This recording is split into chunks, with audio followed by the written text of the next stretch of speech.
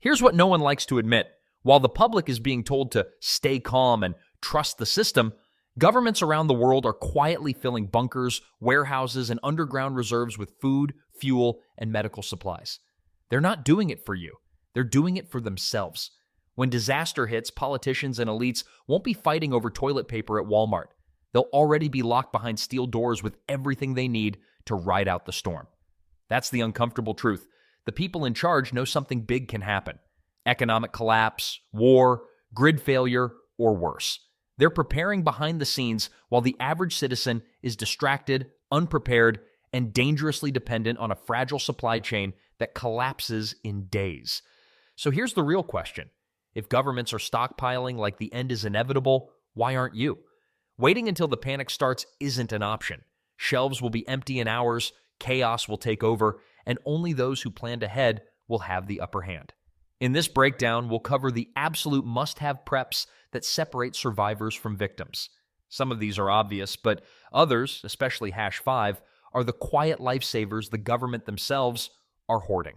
Number 1, long-term food staples, rice, beans, wheat, oats. Governments don't waste money on luxury foods when they stockpile for emergencies. They fill massive silos with the boring basics: rice, beans, wheat, and oats. Why? Because these 4 foods alone can keep entire populations alive when everything else dries up. Rice gives you the calories, beans bring the protein, wheat becomes bread and pasta, and oats, they're the quickest, easiest fuel you'll ever need. Put them together and you're looking at a survival diet that could literally sustain you for months, and that's exactly why governments hoard them. Here's the crazy part. While officials have decades of supplies sealed away in underground storage, most households barely keep a week's worth of groceries on hand. Tossing a few bags in your pantry won't cut it either. If you actually want this stuff to last, you've got to store it like the pros do, sealed in Mylar bags with oxygen absorbers, then locked in buckets. Done right, these foods don't just last years, they last decades. That's why when SHTF, the people who prepped rice and beans will still be eating while everyone else is fighting over the last box of cereal at Walmart. And here's the kicker. This isn't some expensive prepper fantasy. Rice and beans still come in at under $1 a pound. We're talking meals for less than 50 cents each. A 25-pound bag of wheat runs about $20. A giant tub of oats, maybe $2 or $3. Dirt cheap insurance against starvation.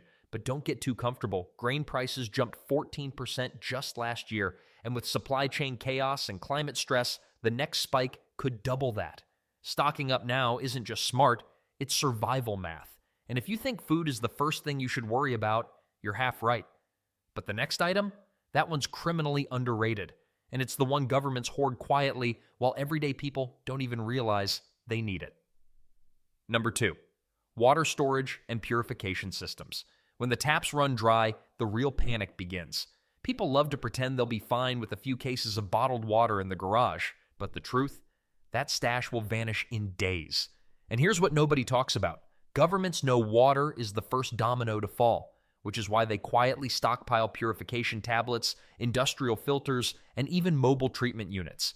They're preparing to stay hydrated long after the public is left choking on contaminated taps and empty bottles. Now here's the brutal math. Your body can last weeks without food, but only about 3 days without clean water. 3 days. That's why bottled water isn't a solution. It's a stopgap. If you actually want to survive, you need a system. Storage barrels, portable filters, purification tabs. It doesn't have to be expensive. $50 can get you a filter that cleans thousands of gallons. Yet most households will spend more on takeout in a single weekend than on the tool that could literally keep them alive. And here's where it gets scary. Prices are already climbing. Purification tablets that cost $10 a pack last year are creeping up closer to $15, $20, and global demand spikes every time there's a drought or flood. You think they'll be available when the real crisis hits? Forget it. The government stash will be locked away, and the store shelves will be stripped bare in hours. So ask yourself this. Are you going to be the person standing in line praying for a water truck to show up, or the one calmly filling a glass because you planned ahead? And if you thought water was obvious, wait until you see what's next. Fuel. Governments don't just stockpile oil for strategic reserves. They're preparing for a blackout the rest of us won't be ready for. Number 3, fuel and alternative energy. Propane, solar, generators. Energy isn't just convenience, it's life. Flip the switch and nothing happens? Civilization goes dark in seconds. That's why governments bury millions of barrels of crude oil underground, calling them strategic reserves. They know when the grid collapses, when pipelines stall, when shipping halts, fuel becomes more valuable than gold. And here's the dirty secret. They're not hoarding it to keep your lights on. They're hoarding it to keep their operations running while the public sits powerless. Now, you don't need to copy their playbook with underground oil fields, but you do need your own backup plan. Propane tanks, solar panels, portable generators, these aren't luxuries, they're lifelines. Imagine weeks with no electricity, no refrigeration, no heat, no way to charge even a phone. That's the reality people don't want to picture, but governments are already preparing for it. A few $100 on a generator or even a basic solar kit buys you control while everyone else is stumbling in the dark. Here's the kicker. Fuel is already spiking. Gasoline prices jumped double digits in the last year, and propane isn't far behind. Solar gear, which used to be cheap, is climbing as demand surges worldwide.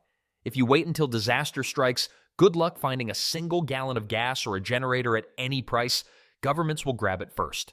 So the choice is simple. Stock energy now, or get ready to sit in the cold while the elites stay warm and lit.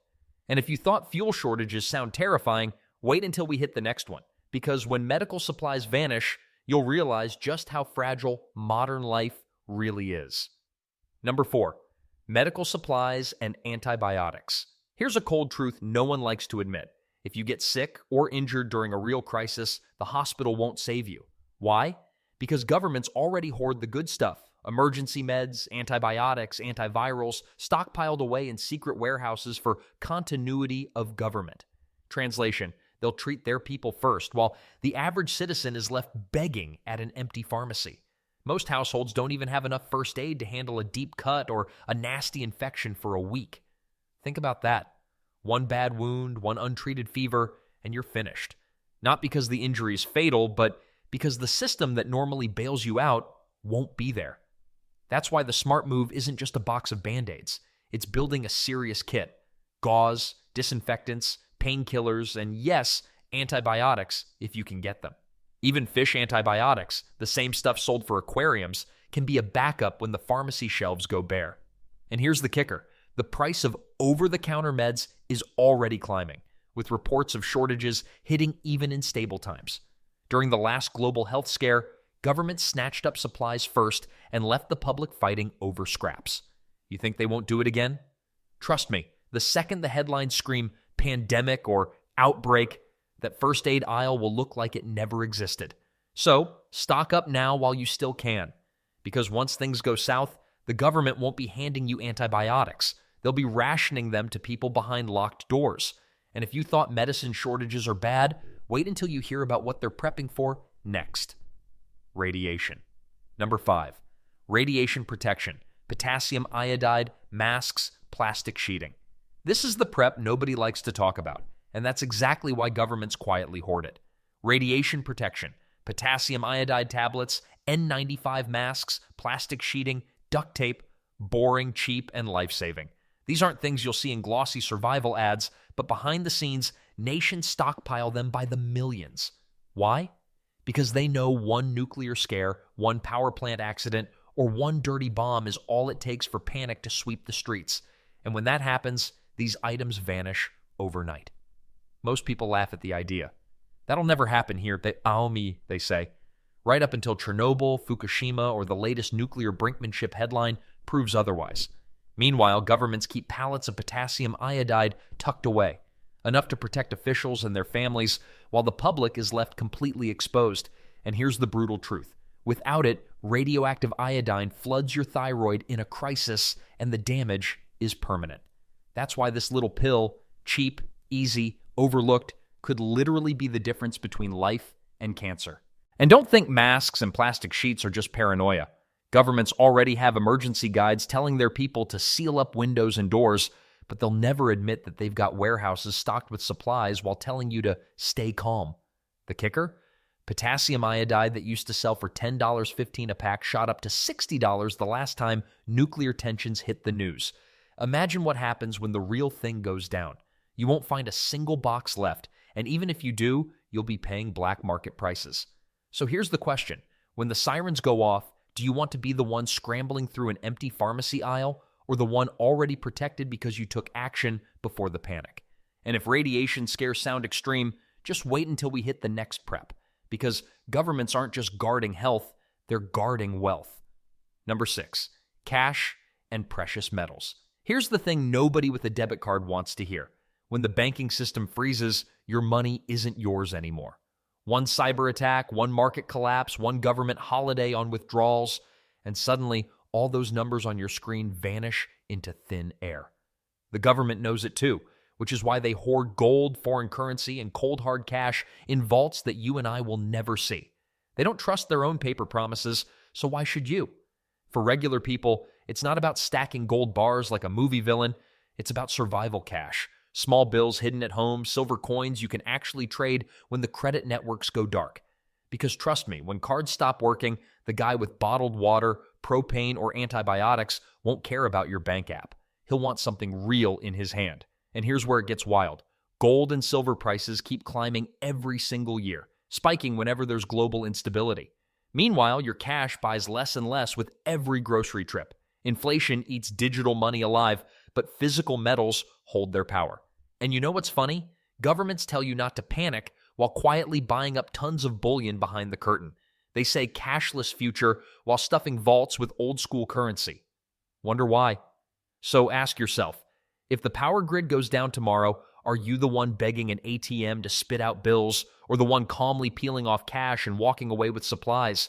Food, water, medicine, they'll all be worthless to you if you've got nothing to trade. And if you think money is important now, wait until you see what's next, because governments know exactly how to secure the future. Seeds. Number 7, seeds and grow kits. Ever heard of the Svalbard Global Seed Vault in Norway? It's nicknamed the Doomsday Vault, and it's not a conspiracy theory. It's real. Deep inside a mountain, governments and corporations have locked away over 1 million varieties of seeds, protected like priceless treasure. Now ask yourself, if food security was guaranteed, why would the world's elite spend millions making sure their seeds survive? The answer's obvious. They know famine, crop failures, and supply chain collapses aren't just possibilities, they're inevitabilities. And here's where it hits home. Most households don't have a single viable seed to their name. If grocery stores shut down for a month, you're done. Meanwhile, the elite will just stroll into their vaults and replant civilization. That's why heirloom seeds are more than a garden hobby. They're insurance. With a handful of packets, you can grow food year after year, no supermarket required. And grow kits? That's how you fast-track your learning curve before you actually need it. The crazy part? Seeds are dirt cheap. We're talking a few bucks for a pack that could feed your family if planted right. But prices are climbing fast. Seed shortages hit every planting season now, and some varieties are already selling for double what they cost just a few years ago. The longer you wait, the harder they'll be to get. And once a crisis hits, forget about it. Seed companies will be cleaned out in hours, just like everything else. So here's the bottom line. Governments already locked away the future of food for themselves. The question is, will you lock away your own? And if you thought seeds were the last line of survival, wait until you hear the next one. Because governments aren't just stockpiling life, they're stockpiling shelter. Number 8, emergency shelter gear, tents, tarps, mylar blankets. Here's a reality most people never want to face. Your home isn't guaranteed to protect you. One earthquake, one wildfire, one blackout riot, and suddenly that roof you thought was safe becomes a trap. The government knows this. That's why they have FEMA camps, military shelters, and contingency housing ready to roll. But let's be honest. Do you really think those doors are opening for everyone? When push comes to shove, those spots are for officials, insiders, and the chosen few. The rest of us, we're on our own. That's why portable shelter gear is survival gold. A tent, a tarp, a few mylar blankets, cheap, lightweight, and enough to keep you dry, warm, and alive when your house is no longer an option. It's not glamorous, but it's the exact kind of gear that separates people who adapt from people who collapse. You can toss a whole kit in the trunk of your car and be ready to move in minutes, while everyone else is still clinging to a home that's crumbling around them. The best part? This stuff is still laughably cheap. A basic tarp runs under $20, a decent tent for a family is maybe $100, and mylar blankets cost less than a cup of coffee. But here's the kicker: when disaster hits, prices skyrocket overnight. During the last hurricane, a $2 blanket was suddenly selling online for $20. Tarps disappeared completely. And if you think FEMA's going to hand them out to every family in need, you're dreaming. So here's the gut check. Are you betting your life on a government shelter you may never get into, or on the gear you can pack today that guarantees you a roof no matter what? And if the idea of losing shelter feels grim, wait until you see what's next, because when survival turns ugly, the ones with protection aren't always fighting the weather, they're fighting other people. Number 9, self-defense tools, legal weapons, pepper spray, ammo. Here's the part nobody wants to say out loud. When the system breaks, your biggest threat isn't nature, it's people. Desperate, hungry, scared people. And guess what? Governments know this better than anyone. That's why they stockpile weapons, ammo, and riot gear like there's no tomorrow. Not to protect you, but to protect them. When chaos erupts, they'll have armed security at every doorway, while the average family will be left hoping a locked front door is enough. Spoiler, it isn't. Now, you don't need an arsenal or a bunker full of rifles to stay safe, but you do need a plan. Pepper spray, a sturdy baton, even a basic firearm if it's legal where you live. These are the tools that buy you time and control, because when someone kicks in your door looking for food, you'll be glad you can do more than just call 911. In a real collapse, no one's answering that call. Here's what most people don't realize. Self-defense gear is cheap right now. A can of pepper spray, $10. Ammo, reasonable, until a crisis hits. Every single panic wave, from riots to pandemics, clears gun shops in hours. Prices triple overnight, ammo disappears completely, and once it's gone, it's gone. The government will have their stockpiles locked down tight, while you're left with nothing but kitchen knives and wishful thinking. So here's the ugly truth. When things get desperate, protection isn't optional. The ones who prepare can defend their families, their food, their supplies. The ones who don't, they'll watch everything they worked for walk out the door. And if that sounds grim, just wait until the next item, because even defense means nothing if you're blind and deaf when the grid goes down. Number 10, information tools, radios, maps, offline guides. When disaster strikes, the first thing governments clamp down on isn't food or water, it's information. They've got encrypted radios, satellite comms, private servers, and military-only channels designed to keep their insiders fully briefed while the public is left scrambling in the dark. That's not some late-night conspiracy theory, it's official policy. In every major crisis, history shows the same pattern. Leaders hoard intel to maintain control, and ordinary people are fed just enough to stay compliant. When the grid fails and your smartphone becomes a shiny paperweight, your lifeline won't be an app or a tweet. It'll be old school. A hand crank radio, a paper map, a survival guide you can flip through by flashlight. Without power or internet, most people won't even know what's happening beyond their street. Think about that for a second. The moment information dries up, panic fills the void. Rumors spread like wildfire, neighbors turn against each other, and people make reckless, dangerous moves because they're desperate for answers. Meanwhile, the government won't be confused or lost. They'll be directing military units, rerouting supply trucks, and securing their safe zones with precision. You'll be standing in a supermarket parking lot asking strangers what they've heard, while government officials are sitting in bunkers with satellite images and encrypted updates rolling in by the minute. This is the dirty little truth. Information is control, and the government knows it. That's why they invest billions in communication infrastructure, while the average citizen can't even get a paper map of their own city anymore. If GPS goes down tomorrow, how many people could even navigate home without their phone? Maps aren't just paper anymore, they're power, and they've been quietly disappearing from households because we've been conditioned to trust glowing screens that fail the second the grid collapses. Here's what most people don't realize. The gear that can break that silence is ridiculously cheap right now. A $30 hand crank radio could make the difference between stumbling blindly into danger or knowing exactly when to move. A $20 survival manual could save your life when the internet is nothing but a memory. But people will drop hundreds, even thousands on smart gadgets that turn into useless bricks the second the towers fall. That's the insanity of our modern world. We've traded durable knowledge for fragile convenience. And in a real collapse, those who prepared with old school tools will suddenly hold the upper hand. Because in the end, knowledge isn't just power, it's survival. The government already knows this. That's why their comm lines never go dark. The real question is, when the silence hits and the networks vanish, will you be the one fumbling in the dark, waiting for scraps of half-truth, or will you be tuned in, informed, and 2 steps ahead of everyone else? If this list rattled you, good, because the truth is ugly. Governments aren't prepping for fun. They're prepping because they know collapse is always one spark away.